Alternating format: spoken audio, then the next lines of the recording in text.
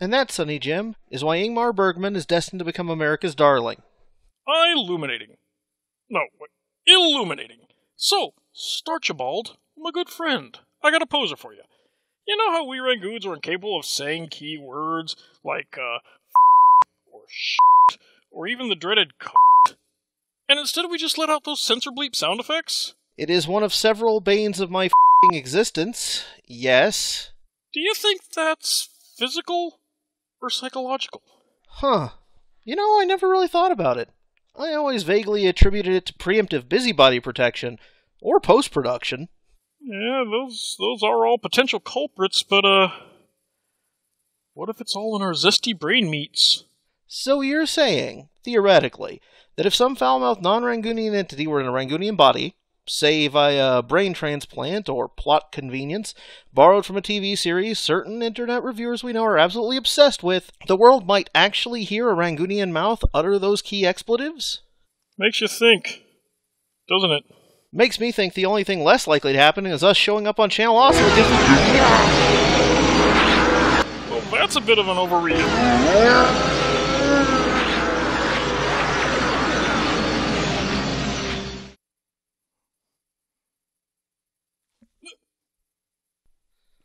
Hagan? Yes?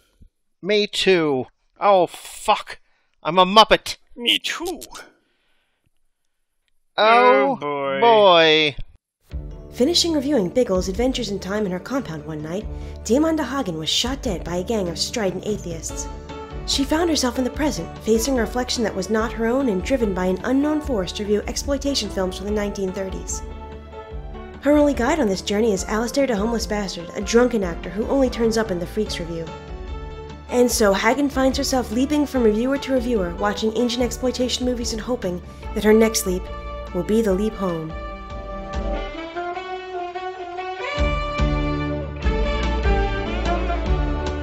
So, how many of these things have you done? 3. How about you? Oh, hundreds. The worst was a piece of shit called Tomorrow's Children. Oh. When do I review that? Right now.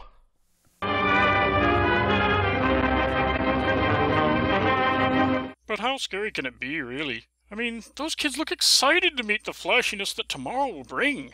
But the poor bastards have no idea what's coming the day after tomorrow. World War II, the Red Scare, ABBA. The first thing you notice is that the people who worked on this have the 1930s-est collection of names possible. Second thing, that kid's arm must be getting really tired.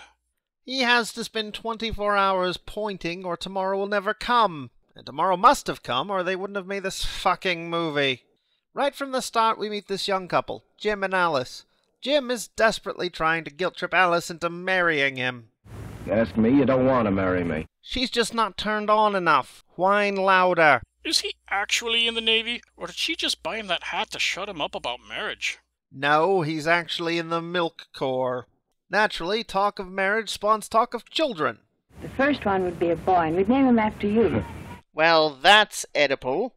But I suppose it makes sense. Chances are Jim will be dead soon thanks to syphilis or gangsters or something, and she'll need a replacement close to hand. Can we go back to the hats? Because hers is a bit pithy. No, because shit's happening at her house. Alice's mother has just given birth, and so a local doctor is visiting and showing his authority by employing the Doppler effect. I'm Bill. What's the matter with that leg of yours, Bill? Which explains why half of what he does in this scene is terrify small children. What are these, soldiers? Hello there, son. How are you? Say, where's the kid that was born? Oh. Why, the baby died, didn't I tell you? What the fuck? Either the mother's literally just given birth and the only one who could have told the dad was him, or she gave birth ages ago. He's been sitting there smoking and ignoring his wife for long enough for a doctor who had nothing to do with the birth arrive and check in on her. Clearly, the doctor scared it to death. No, no one ever tells me nothing around here. Oh, that does explain why that rabbit one of the kids found in the bedroom looks suspiciously like a baby. Tasty, though. Waste not, want not. Actually, the mum's just being brought back from the hospital, which begs the question. What was that rabbit thing he ate that I made up a few lines ago? An answer would take too long, though, as Alice has arrived home. Yeah, the dad's stealing her hard-earned cash, and her mother is a middle-aged Austrian folk singer. All is right with the world. The baby died. I know. Poor lucky little devil. Well, that's bleak. Oh, I know her pain. Clearly, her time in hospital was spent possessing random internet personalities and watching shit films while she was meant to be giving birth. I know that look. It could only come from watching cocaine fiends. This kid is meant to be severely disabled, but I think they narrowly missed that and instead landed on constantly high instead. Looking at the hospital, I think it's located in a time warp to the 23rd century, but the doctor's approach is distinctly 1943 in Munich. Baby was born dead. Good thing, too. Jesus Christ, movie! Stop saying that stillbirth is a good thing! It's not like the baby's going to go up to make Thor the Conqueror. For fuck's sake, you're on the verge of inventing dead baby anti-comedy. This is one of those films that thinks Nazi-ish ideas were cool because the Nazis hadn't ruined them by being cunts yet. Movies that come across as uncomfortable and weird to a post-World War II audience. But getting oh so horrifyingly prescient. Wait, what do you mean, one of? You'll see. The oldest boy's in jail, and the only means of income they have is from a daughter that works in the laundry. And that can't be very much. Why don't you give him half of your salary? I wish I could. I'll do everything I can for him. You do realize that half your salary is covered by anything, don't you? So one of the other doctors suggests that the best thing to do/for the family is to sterilize them en masse. Sterilize him, my boy. Sterilize him. Now, what we propose to do will prevent others from being born. I don't want to go back to that hospital. But the operation is very simple. Yeah, I'll bet it is. Well, Hitler looks pretty pleased with how well this conversation is going. First, this man's testicles, and then the world! Look at how this was shot. We have the main shot with everyone, the mother's looking off screen, the father's looking at the woman in black, and the woman in black is looking 4 feet to the right of the people she's talking to. Now that's what I call a fuck-up in camera placement. Ahem. That's also what we call a fuck-up in actor positioning. This film's so old the 180-degree crossing the line rule hadn't evolved yet. The deal is this. The government is going to give the family proper assistance to help with poverty, unemployment, the kids' disabilities and all, but only if they all submit to sterilization. Because being a criminal, having no job, and being physically and/or mentally disabled are all pretty much the same thing and purely down to genetics. The parents discuss whether to sign the whole family up for it. The off-screen elder brother who's in jail, Alice, her younger brothers, and all without their consent. We do find out the real moral issue at the heart of this film, that Alice was adopted. She ain't got none of our blood.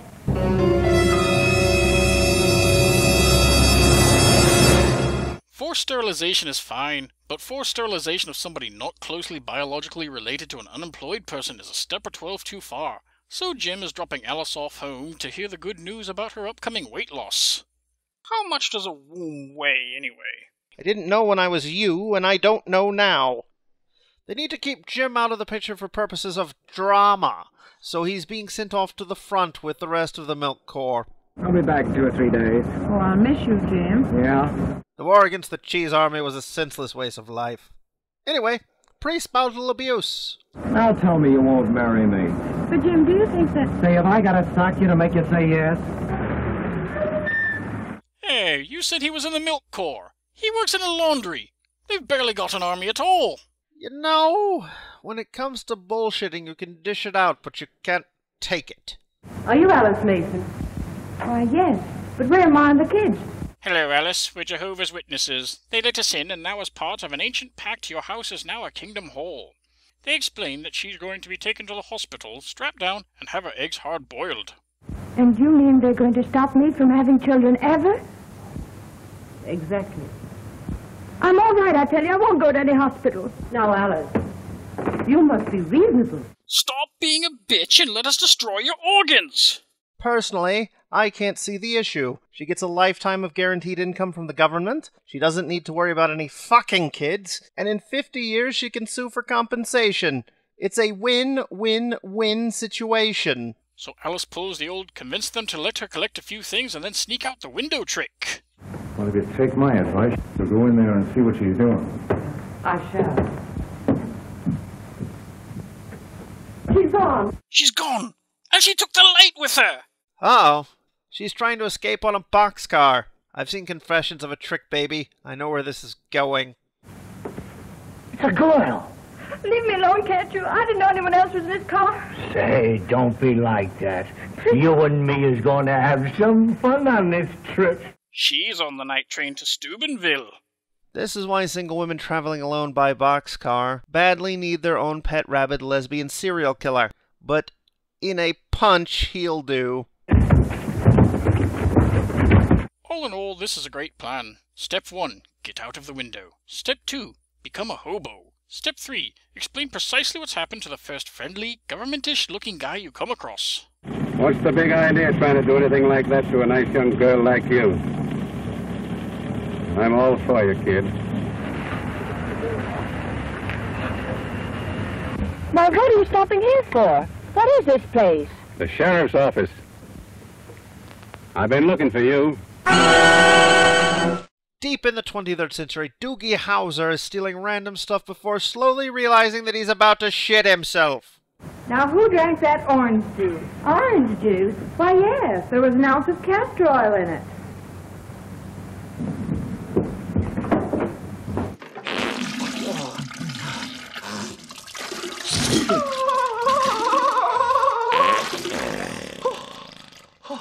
Hey, Dorothy.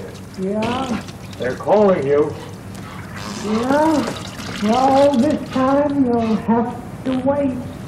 Now, I spent a few seconds trying to realize why Chris Pine's great-grandfather had wandered onto set when I realized that this guy is actually Jim, minus his hat. He tells the doctor who visited the house that they've arrested Alice and are going to have a trial before sterilizing her. You gotta do something to help her, Doc. We can't let him do that. Why, of course not. Being happy about the death of a baby is one thing, but I will not be party to the sterilization of a hot 17-year-old. The trials are being held if someone wants to appeal against the sterilization order. Someone like Alice or this guy here. Making this scene Law and Order Sterilization Victims Unit. Oh, that's good. Thanks. I remember me doing it when I was you. The guy who's currently appealing is actually rumored to be Schleiza from Freaks. He that famously gave the world's greatest soliloquy in film. So far, what we said, so what? I wish you were man, I was just in my time stand. I don't know what this guy's saying, but he means it. So moving. Oh, I'm sorry, Slitsy. So compare the two and let me know if you think this hypothetical Schleiza is the real thing or not. This part of the film is timeless. Judge Don Corleone instantly sends the poor bastard playing by Maybe Schlitz to be sterilized, but this asshole, who is clearly a vampire suffering from a terrible dose of affluenza, gets to walk out with cum ducts intact because his dad's friends with a senator. Good afternoon, Judge. Oh, good afternoon, Senator.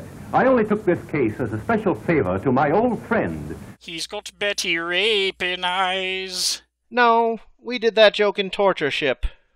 Oh. It was better here, though. You could rewrite the dead parrot sketch to be about the subtlety employed in this scene, but it gets the point across. Petition allowed. Thank you, Judge. Not at all, Senator. It's been a pleasure to have you in this court. How's that for a laugh? It's about the rawest thing I've ever seen. Finally, it's Alice's time before the judge and her, defense need you to feel that while her family are shit and deserve to be treated like subhuman monsters, she's a good girl and so deserves the bare minimum of human rights. Oh, please, Your Honor, don't let him do this. No matter what happens, I can always take care of her. She's not like the rest of the family. She's a good girl, Judge. It's a tragedy based on the idea that, don't hurt me, hurt them instead, is sympathetic. Hey, I've watched this twice. I've been hurt enough. In case you were wondering how Alice's being adopted is playing into all of this, it's not. Apparently records weren't kept, and the only ones who know are her parents. Look at me. Can't you see that I'm well and strong? And I'll be a good mother too, Judge. Honest, I will. She's defending herself by telling them she's nothing like the rest of her family. When her adoption is found out, it'll show that nature is everything and that nurture and environmental factors mean fuck all. In short, the whole moral of this film is that sterilization is fucking awesome when it's not used on the wrong people like her, or not used on the right people like the vampire. Court adjourned for 30 minutes. So the doctor returns home to mock Alice by holding on to his own kid and talk to his wife about the case. Well, I wish I could find a way to help her. But what could you do? I could maybe give her half my salary, but ever since we discovered that halves don't exist, that's scientifically impossible. I don't know how I'm going to do it, but it's up to me now to help her out of it. Ooh, maybe this will be the birth of a new pulp hero. Who alone sees which poor people deserve human rights? The Shadow Doctor. So what is the Doctor's plan to help? Well, going to hospital and talking to Doogie Howser here. It's a brilliant plan. The fact that it's identical to what he would have done anyway just means that no one will see it coming. I'm pretty sure Doogie is a comedy actor. Just about everything he does is the interpretive dance equivalent of, "Please laugh, I beg you!" You make me sick. Sorry, but it's true. He gets my sympathy, though. The poor bastard can't even walk across a room without a jump cut. Plus, there is the whole him being the original voice of Winnie the Pooh thing. Elsewhere, Alice is being taken to prep for surgery. I've never seen a girl carry on as this one did. Well, I'd like to hear the fuss you'd make if they were going to do it to you. Oh, dearie, they shriveled up years ago. It was like gallstones, but in all the wrong tubes. Recognize these fellows? Yeah, that's hypothetical Slits. And by the look at him, he's trying to work out who exactly he is. Like all great hospitals, this one comes with a massive contingent of guards, because people are often at their most dangerous when under extreme sedation. Keep an eye on him. We don't want any violence. Dr. Brooks, Crosby and I will handle this operation. You'd better examine the other patient. Doctor, you're here mainly for story purposes. Why not go and explain the procedure in great detail to prototype Jack Nicholson over there?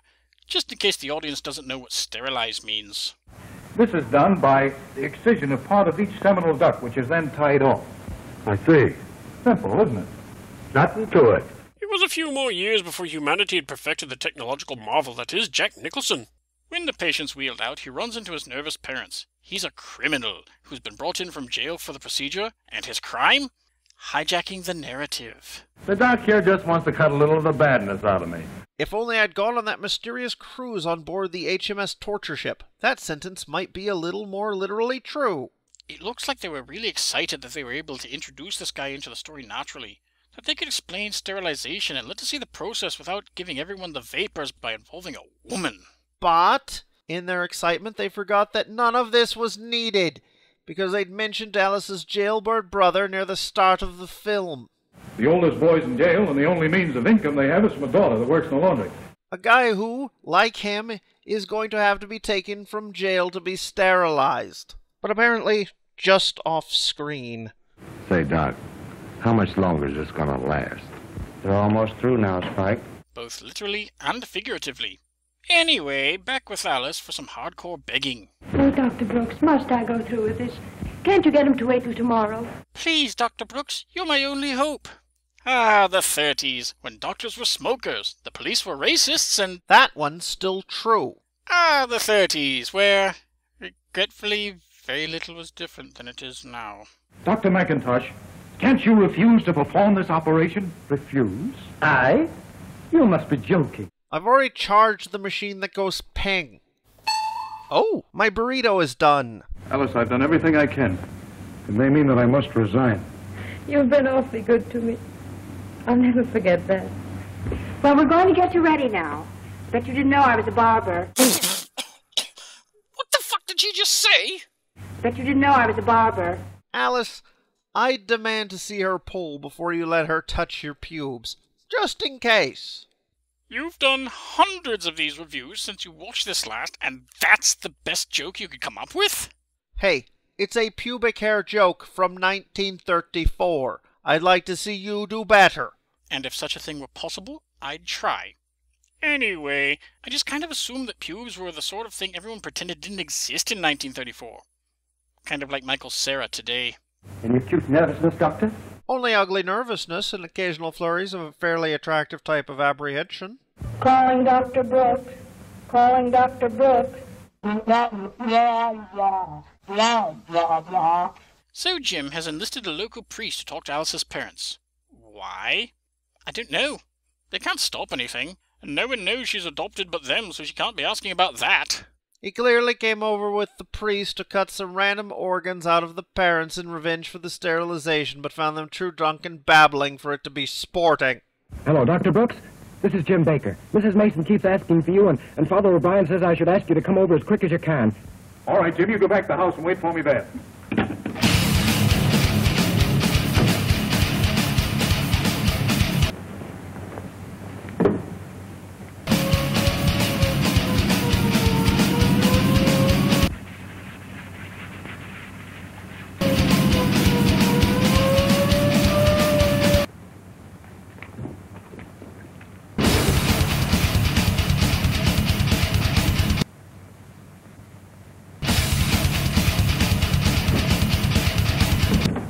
Mrs. Mason, if you have any feeling at all for Alice, you've got to help her now. There isn't a minute to lose.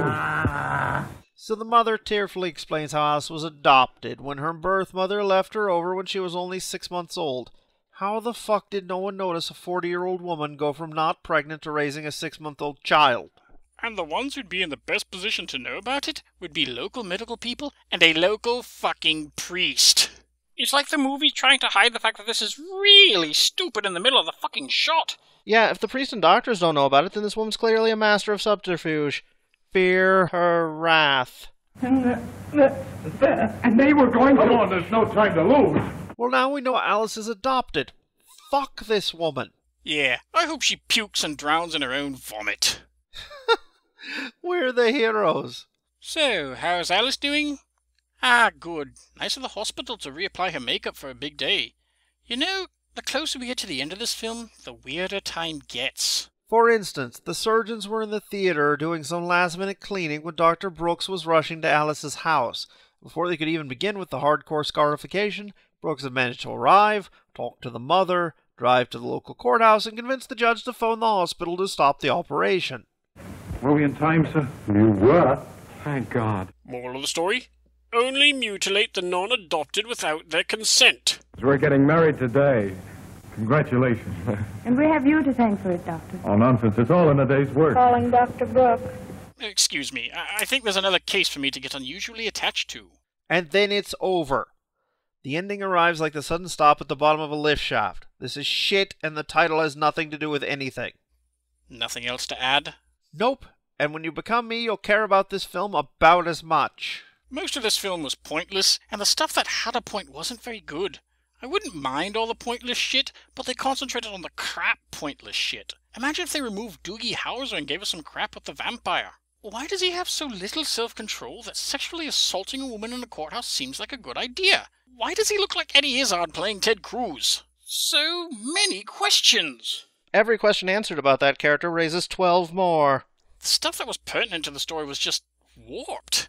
The moral of the story is literally that forced mutilization of people the state considers lesser is awesome, and it's only a problem when they accidentally do it to someone who's not lesser. You might think it's a bit hypocritical for me to say that, but remember, everyone is lesser to the divine Hagan.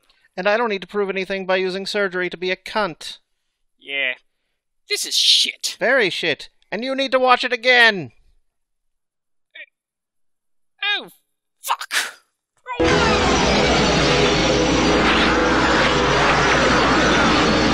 Ow, my head. I feel like I've been trying to talk through a split screen. What happened? And why do we look like even lamer Jared Leto's? I feel like we just missed the answer to a question that has baffled Rangoon kind since we thought of it approximately 20 minutes ago. And we're going to have to live with that. Every day.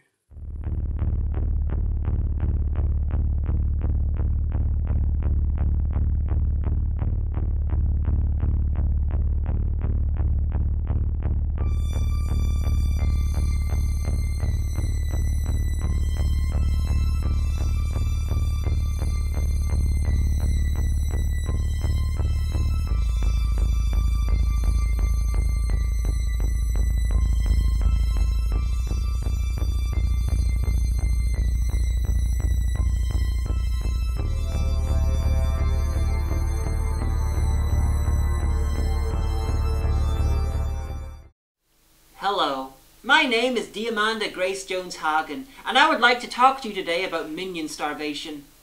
This minion has not eaten in days and is currently grasping towards the camera because I've taped a sandwich to it. Oh, no, no! Can you help? No, not really. But what you can do is check our Patreon and help the economy of Afghanistan in doing many incredible and important things, such as buying a more expensive sandwich to tape to the camera. So please, join us in making this minion's life a little bit harder.